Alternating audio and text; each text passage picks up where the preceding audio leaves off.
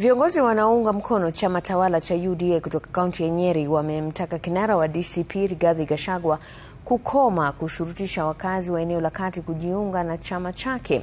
Wakizungumza walipoongoza kikao cha kujiandaa kwa chaguzi za mashinani za chama hicho mapema mwaka ujao, viongozi hao wakiongozwa na seneta Wahome wa Matinga wamemkosoa Gachagua wakidai analipotosha eneo la Mlima Kenya.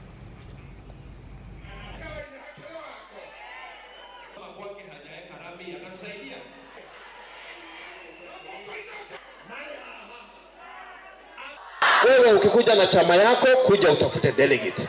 Sisi tumekuja na UDA, tumepata delegates mpaka wa Munyoro. Na hiyo ndio mashindano tunataka. Sababu mashindano sio uadui. Mashindano ni tushindane, tuendelee. Kwa nini tunapewa tutoke nje, tukuja kutafuta kuingia ndani na tuko ndani?